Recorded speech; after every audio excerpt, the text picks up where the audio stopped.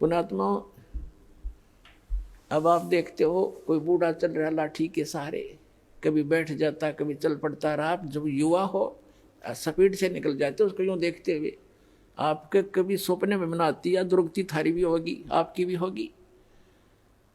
तो जब तक आपको ये ज्ञान नहीं होगा तब तक ये मन की बकवाद समाप्त नहीं होंगी।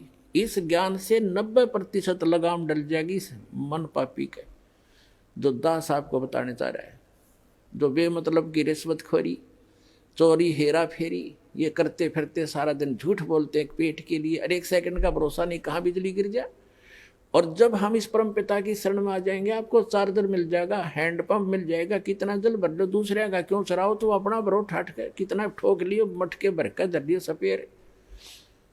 तो हम अविधिवत चलने से चोर उचक्के बन गए, और शास्त्र अनुकूल साधना करने से आपको यहाँ भी सुख देगा और वहां पहुंचावेगा आपको जो गीता ज्ञान दाता बता रहा है। अब बताएंगे आगे।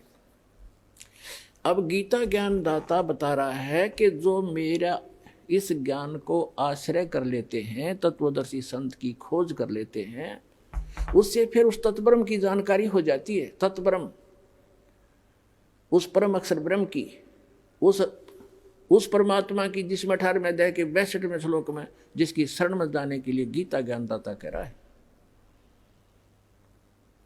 उसकी जानकारी होती है और सभी कर्मों से परिचित हो जाते हैं और सभी अध्यात्म कंप्लीट स्पिरिचुअल नॉलेज से वो परिचित हो जाते हैं।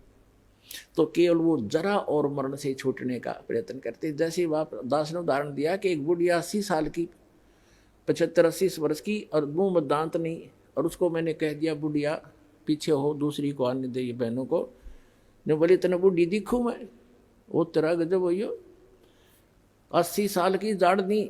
ये बिल्कुल सही है, क्योंकि हम वृद्ध होना कति लायक नहीं करते और न ही हम मृत्यु पसंद करते। और ये दोनों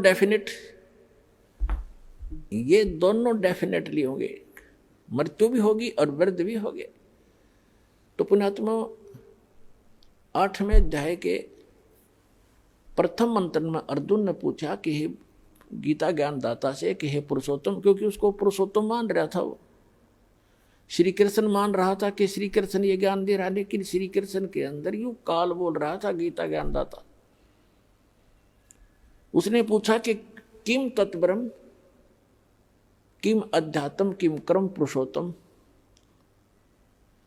तो उसने पूछा कि वो तत्ब्रह्म क्या है जिसको जानकर, और क्या वो अध्यात्म ज्ञान है, उसके विषय में गीता ज्ञानदाता 8वें अध्याय के 3रे मंत्र में कहता है, श्लोक में, कि वो परम अक्षर ब्रह्म है।